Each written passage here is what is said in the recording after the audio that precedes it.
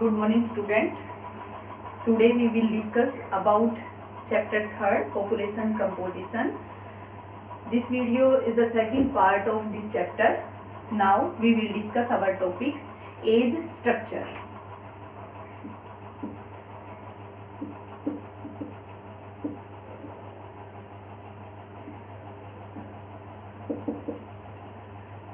When we divide population into different age group, that is known as age structure. In India, we divide the population into three categories. First, younger age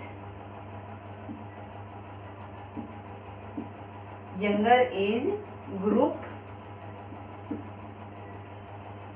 children.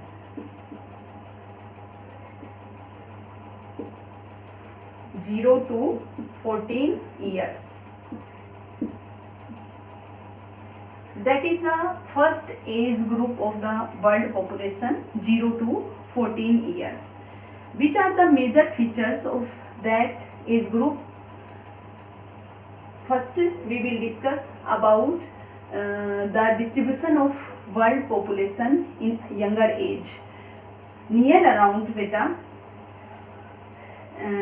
36% of the world population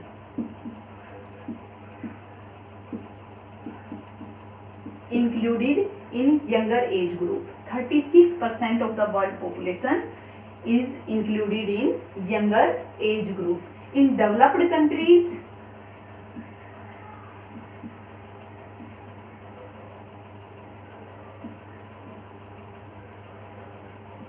in developed countries, 23% of the population include in younger age group, and in developing countries,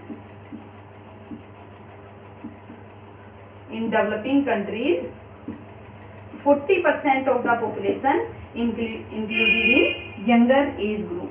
Now we will discuss about what are the major features of this age group. Firstly, these age groups are depend on working population. That means these population are the dependent population, and these population are unproductive population. These population group are depend on youth age group for their fulfillment of their basic needs.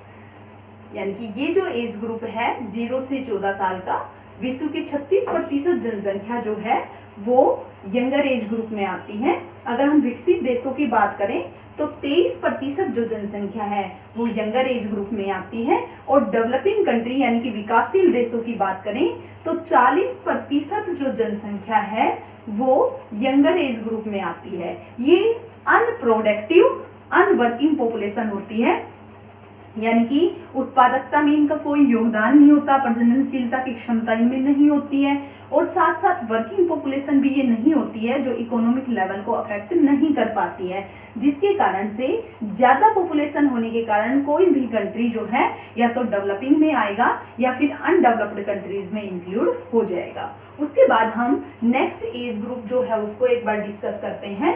Second age group जो है वो है youth age group, यानी कि adult age group. ये जो adult age group है, ये यूथ एज ग्रुप जो है 15 टू 59 इयर्स का एज ग्रुप है. और अगर हम वर्ल्ड में इनका प्रोपोर्शन देखें तो 15 टू 59 एज ग्रुप में डेवलप्ड कंट्रीज में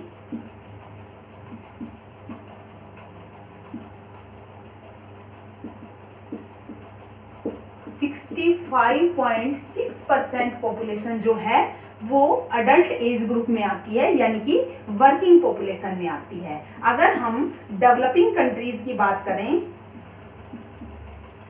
डेवलपिंग कंट्रीज की,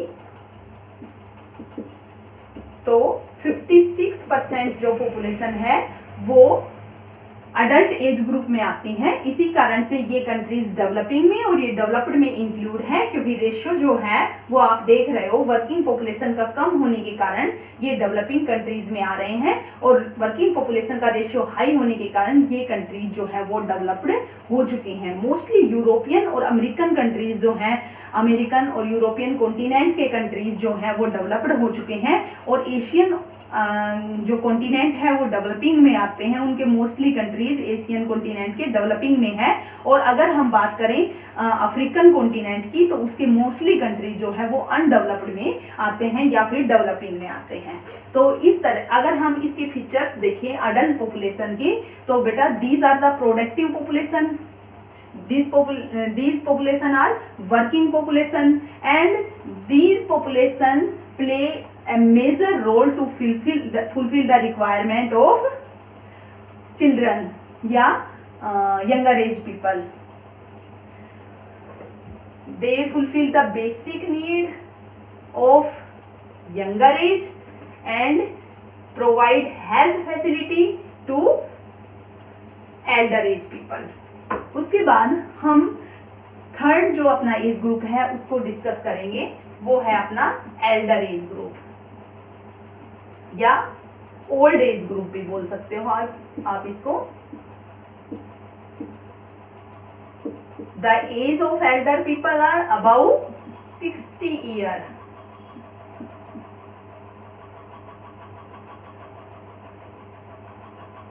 ईयर्स अबाउ के पीपल एल्डर एज ग्रुप में इंक्लूड होते हैं।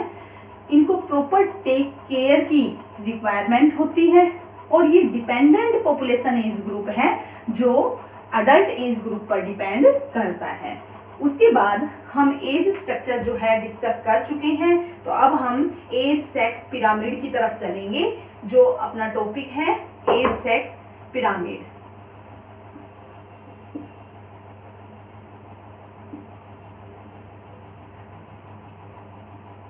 अगर हम एज सेक्स पिरामिड को लेके चलें, तो एज सेक्स पिरामिड को 3 पार्ट्स में डिवाइड कर देते हैं।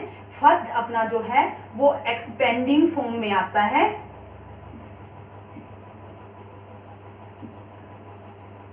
एक्सपेंडिंग एज पिरामिड, ये जो पिरामिड है इसमें पॉपुलेशन का जो अगर आप डिस्ट्रीब्यूशन का डायग्राम देखेंगे जो आपकी बुक में ऑलरेडी बना हुआ है, तो उसमें आप देखेंगे जो चिल्ड्रन का टाइम पीरियड है, या ये कह सकते हैं कि जो एडोलेसेंट एज का पीरियड है, उसमें पॉपुलेशन जो है वो इंक्रीज होती जाती है, यानी कि बर्थ रेट जो है हाई होती जाती है। अगर हम वर्किंग पॉपुलेशन का रेशियो देखें तो वो जो है कम हो जाएगा, और अगर हम डेथ रेट देखें तो वो और ज़्यादा कम हो जाएगा। यानी कि इस तरह के पिरामिड में जो बेस है वो चौड़ा मिलेगा, ब्रॉड मिलेगा, और जैसे जैसे टॉप की तरफ जाएंगे टॉप जो है वो नैरो होता जाएगा, और ये एक ट्रायंगुलर शेप में बनने वाला पिरामिड है। और अफ्रीका के मोस्टली जो कंट्रीज हैं जो अनडेवलप्ड हैं वो इसी स्टेज में है, जिनमें बर्थ रेट जो है, जो उसकी ब्रॉडनेस है, वो उसकी बर्थ रेट की ब्रॉडनेस जो है वो बर्थ रेट हाई होने को शो करती है। और अगर हम देखें तो डेथ रेट जो है वो भी यहाँ पर लगभग हाई मिलता है। लेकिन हेल्थ फैसिलिटीज होने के कारण से कुछ कंट्रीज ऐसे हैं जिन्होंने बर्थ रेट को कंट्रोल कर लिया है, लेकिन पॉपुलेशन जो है वो इन कंट्रीज में रैपिडली इंक्रीज होती है। तो अफ्रीका का जो नाइजीरिया कंट्री है वो इस तरह के ही एज पिरामिड को शो करता है। उसके बाद अगर हम इसके फीचर्स देखें तो मैंने अभी बताया हेल्थ फैसिलिटी लो मिलेगी, इलिटरेसी जो है वो हाई मिलेगी, और टेक्नोलॉजी जो है उसका लैक मिलेगा, एम्प्लॉयमेंट अपॉर्चुनिटी लेस होंगी, जिनके कारण से जो बर्थ रेट है वो हाई है, फर्टिलिटी हाई है, और मोर्टिलिटी भी हाई है। इसको हम expanding form of age pyramid बोलते हैं। उसके बाद हम दूसरा अपना लेते हैं जिसमें स्टेबल पॉपुलेशन को डिनोट किया है, स्टेबल एज पिरामिड। इसमें पॉपुलेशन को लगभग स्टेबल कर दिया गया है। इस तरह के पिरामिड में आप देखेंगे कि जो बेस है वो कम चौड़ाई वाला होता है। मिड में जाके पॉपुलेशन जो है, जो बेस है या फर्टिलिटी को शो कर रहा है। और अगर हम वर्किंग पॉपुलेशन का देखें तो वर्किंग पॉपुलेशन भी जो बर्थ रेट है, फर्टिलिटी है, उसके कंपैरिजन में लगभग इक्वल मिलेगी। तो इसके कारण से वो डेवलपिंग कंट्रीज में आ जाते हैं और पॉपुलेशन जो है वो स्टेबल बनी हुई है। तो इस तरह का जो पिरामिड है बेटा वो बेल की शेप में दिखाई देता है। तो ये पिरामिड जो है वो बढ़ती हुई जनसंख्या और घटती हुई जनसंख्या को रोककर स्टेबिलिटी की तरफ शो कर रहा है, स्टेबिलिटी की तरफ इंडिकेट कर रहा है कि पॉपुलेशन जो है वो लगभग स्टेबल हो चुकी है। और इस तरह की पॉपुलेशन ऑस्ट्रेलिया का, अगर हम इस पिरामिड देखें तो इस तरह की पॉपुलेशन का पिरामिड ऑस्ट्रेलिया जैसे कंट्री में दिखाई देगा। उसके बाद हम डिक्लाइन पॉपुलेशन का पिरामिड देखेंगे जो घटती हुई जनसंख्या को दिखाएगा। इसमें पॉपुलेशन जो है डे बाय डे डिक्रीज होती जाएगी। इसमें जो बेस है वो कम चौड़ा हो जाता है। और अगर हम देखें कि जो वर्किंग पॉपुलेशन है उसका रेशियो थोड़ा हाई हो जाएगा और डेथ रेट है जो वो फिर ऊपर जाके लो हो जाएगी। तो टॉप की ब्रॉडनेस और जो फर्टिलिटी की ब्रॉडनेस है वो दोनों कम हो जाएंगी, यानी कि फर्टिलिटी और मोर्टिलिटी जो है वो लेस हो जाएंगी और वर्किंग पॉपुलेशन जो है वो इंक्रीज हो जाएगी। तो इस तरह के पिरामिड जो डेवलप्ड कंट्रीज हैं उनमें देखने को मिलते हैं। और जापान जैसे कंट्री जो है इसका एग्जाम्पल है। जापान, कनाडा, यूएसए सभी डेवलप्ड कंट्रीज इस तरह के पिरामिड को शो करते हैं। उसके बाद हम अपना नेक्स्ट टॉपिक जो है उसको डिस्कस करते हैं, वो है urban rural sex composition. Urban rural composition की बात करें, ये हम अभी डिस्कस थोड़ा सा कर चुके हैं जनरल पैटर्न में, लेकिन एक बार फिर इसको डिस्कस करेंगे। इसमें हम अर्बन रूरल पॉपुलेशन की जो फीचर्स हैं उनको जानेंगे। तो अर्बन रूरल सेक्स कंपोजिशन की बात करें तो इनमें हम सबसे पहले एग्जांपल लेते हैं फिनलैंड जैसे कंट्री का। फिनलैंड, न्यूजीलैंड, कनाडा जैसे जितने भी कंट्रीज हैं तो उनमें अगर हम देखें तो अफ्रीकन और एशियन कंट्रीज के कंपैरिजन में सेक्स रेशियो में हाई डिफरेंस जो है वो दिखाई देता है। उसके बाद अगर हम सेकंड देखें तो वेस्टर्न यूरोपियन कंट्रीज जो हैं, वेस्टर्न यूरोपियन कंट्रीज में जो अर्बन एरियाज हैं वहां पर फीमेल पॉपुलेशन हाई है और जो मेल पॉपुलेशन है वो लेस है। लेकिन रूरल एरियाज में मेल पॉपुलेशन का जो रेशियो है वो हाई है और फीमेल पॉपुलेशन का कम है। नेक्स्ट पॉइंट में हम देखेंगे कि अफ्रीकन और एशियन कंट्रीज में अपोजिट हो जाता है। अगर रूरल एरियाज में देखें तो फीमेल का रेशियो हाई मिलेगा और मेल पॉपुलेशन जो है वो अर्बन एरियाज में हाई मिलेगी। इसी तरह से अगर हम पॉपुलेशन इंक्रीज होने का रेशियो देखें तो डेवलप्ड कंट्रीज में वो कम मिलेगा और अनडेवलप्ड कंट्रीज में वो हाई मिलेगा। इसी तरह से अगर हम एग्जांपल इसमें लें कि यूरोप, कनाडा, अमेरिका जैसे जितने भी कंट्रीज हैं वहां पर अर्बन पॉपुलेशन जो है वो इंक्रीज होने के मेन रीजन है वहां पर हेल्थ फैसिलिटी अवेलेबल है, टेक्नोलॉजिकल डेवलपमेंट हो चुका है, जॉब अपॉर्चुनिटीज है, एम्प्लॉयमेंट है, अर्बनाइजेशन है, बहुत सारे ऐसे फैक्टर्स हैं जिनके कारण से अर्बन एरियाज में पॉपुलेशन जो है वो इंक्रीज हो रही है as compare to rural areas. जबकि एशियन और अफ्रीकन कंट्रीज में रूरल पॉपुलेशन हाई है as compare to urban areas. लेकिन अगर लेटेस्ट ट्रेंड को देखा जाए तो अभी हाल फिलहाल के टाइम में लोगों का अट्रैक्शन अर्बन एरियाज में ज्यादा हुआ है। इसके कारण से माइग्रेंट पॉपुलेशन जो है वो बढ़ चुकी है। अर्बन एरियाज की तरफ लोग जो है वो माइग्रेंट हो रहे हैं रूरल एरियाज से। तो इस तरह से हम इसको डिस्कस करें तो हम देखेंगे कि अर्बन और रूरल एरिया जो हैं उनमें बहुत ज़्यादा डिफरेंसेस देखने को मिलते हैं। उसके बाद हम अपना नेक्स्ट टॉपिक जो है लिटरेसी, उसको एक बार डिस्कस करेंगे।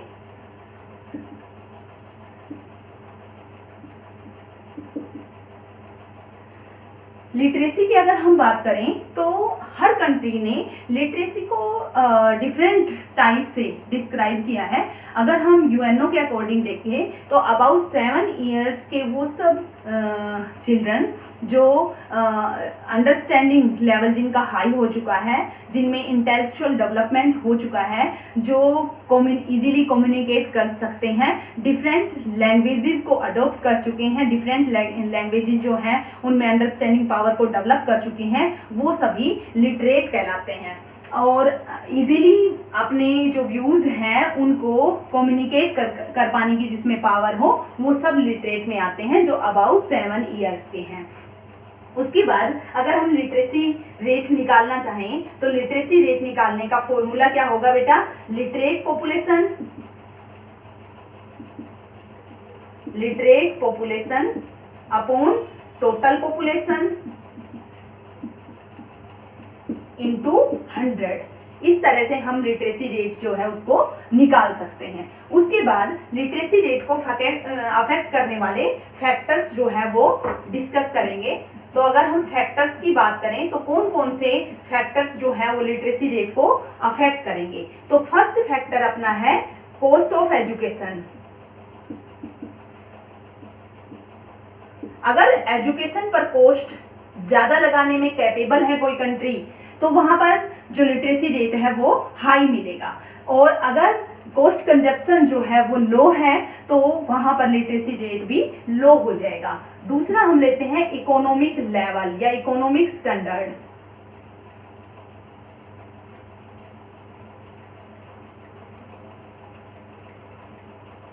अगर हम इकोनॉमिक लेवल की बात करें तो जिन कंट्रीज में इकोनॉमिक लेवल हाई है, जीडीपी रेशियो जो है हाई है, पर कैपिटा इनकम हाई है, वहां पर लोग इजीली इन्वेस्टमेंट कर सकते हैं एजुकेशन पर, तो जिसके कारण से लिटरेसी रेट जो है वो हाई हो जाता है। मोस्टली डेवलप्ड कंट्रीज में जो एजुकेशनल स्टैंडर्ड है वो हाई होने का मेन रीजन उनका इकोनॉमिक स्टैंडर्ड है। उसके बाद थर्ड हम लेते हैं सोशल डिफरेंसेस। बहुत सारे कंट्री ऐसे हैं जिन्होंने सोशल डिफरेंसेस को खत्म कर दिया है।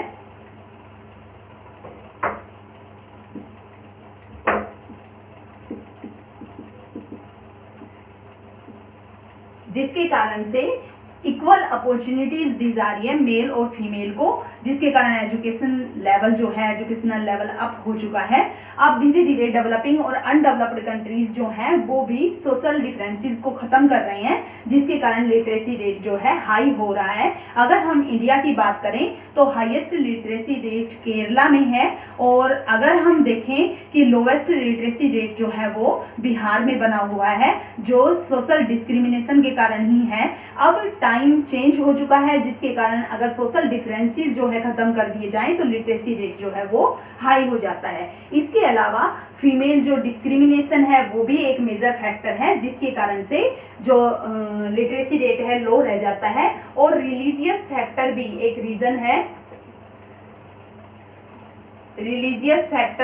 रीजन है, जिसके कारण से जो लिटरेसी रेट है वो अफेक्ट होती है। अगर हम क्रिश्चियनिटी की बात करें तो क्रिश्चियनिटी एरिया में लिटरेसी रेट हमेशा हाई मिलता है, और अगर हम मोहम्मडन्स एरिया की बात करें तो वहाँ पर लिटरेसी रेट जो है लो हो जाता है, क्योंकि उनका रिलीजन जो है वो लिटरेट होने की परमिशन नहीं देता है। तो रिलीजियस फैक्टर भी लिटरेसी रेट को अफेक्ट करते हैं। उसके बाद अपना लास्ट जो टॉपिक है वो है ऑक्यूपेशनल स्ट्रक्चर।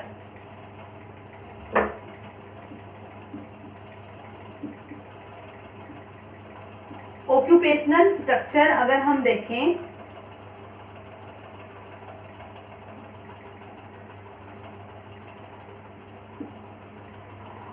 ऑक्यूपेशनल स्ट्रक्चर को हम अगर डिनोट करना चाहें तो एक्टिविटीज के बेस पर पॉपुलेशन को डिफरेंट पार्ट्स में डिवाइड कर देते हैं हम। तो मेनली 5 एक्टिविटीज होती हैं, लेकिन आपके एनसीईआरटी टेक्स्ट बुक में 4 एक्टिविटीज हैं जिनको डिफाइन किया गया है, तो हम उन्हीं सबको डिस्कस करेंगे। सबसे पहले हम प्राइमरी एक्टिविटीज की बात करते हैं। Primary activities are those activities which are related to nature. For example fishing, mining, agricultural activities are involved in primary activities.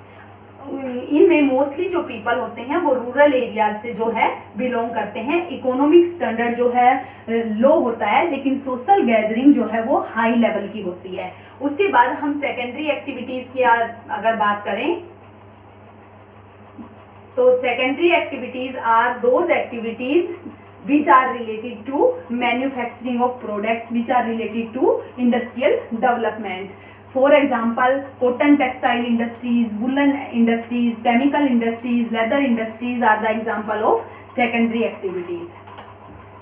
These are highly economic activities, and these activities play major role in economic development of a country. High GDP ratio and per capita income are depend on secondary and tertiary activities. Third is tertiary activities. Tertiary activities are those activities which are related to services. For example, teacher, lawyer, advocate are the example of tertiary activities. Nowadays, tertiary activities play a major role in economic development after secondary activities, and most of people now want to join tertiary activities as compared to secondary activities. Fourth are quaternary activities.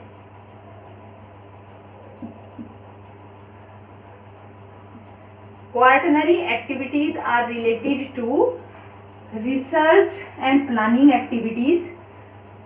These are highly profile activities. These activities are known as white collar job. Primary activities are related to red collar job. Secondary activities are related to blue collar job. But tertiary activities are related to white collar job. Quaternary activities are related to research and planning activities. Number 5, culinary activities. And nowadays culinary activities is also included in quaternary activities.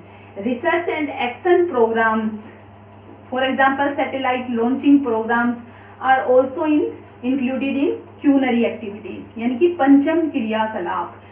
अब ये हमने प्राथमिक, द्वितीय, तृतीय, चतुर्थ और पंचम क्रियाकलाप जो है उनके बारे में डिस्कशन किया. आपकी टेक्स्ट बुक में ओनली जो है